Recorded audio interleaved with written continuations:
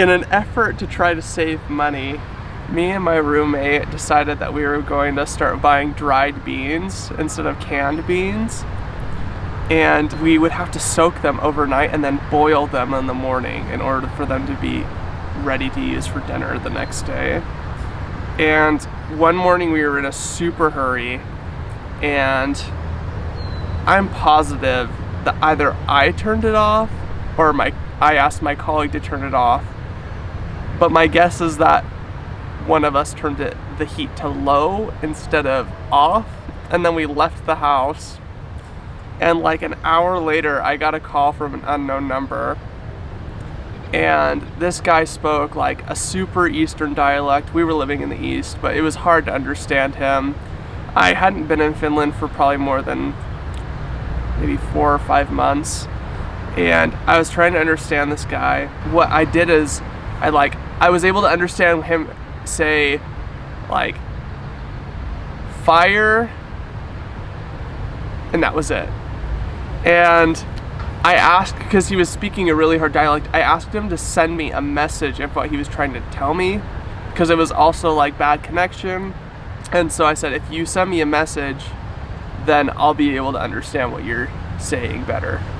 And so he said he'd do that, and then I never got a text, and I wasn't really worried about it until like 45 minutes later. I realized like he was talking about probably our beans. I was like, oh my gosh. Like, I didn't know he was talking about our apartment or like anything like that. And I turned to my colleague, I'm like, I don't care what we have planned, we need to go back to our apartment right now.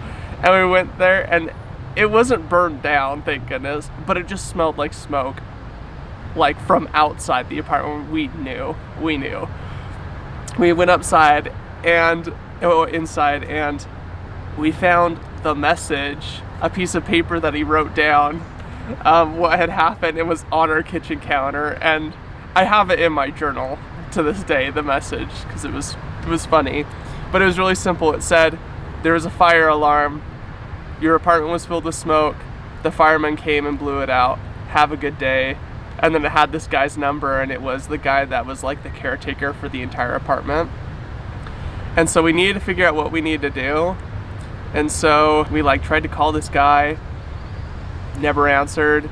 And me and my colleague were really embarrassed about all this happening, because there wasn't any damage to the apartment or anything besides the fact that it just kind of smelled like smoke for a couple weeks. But yeah, we tried calling him, nothing happened. We're like, oh, we're in a very like socialist like country, it probably won't cost us anything, and if they do, they should send it to us.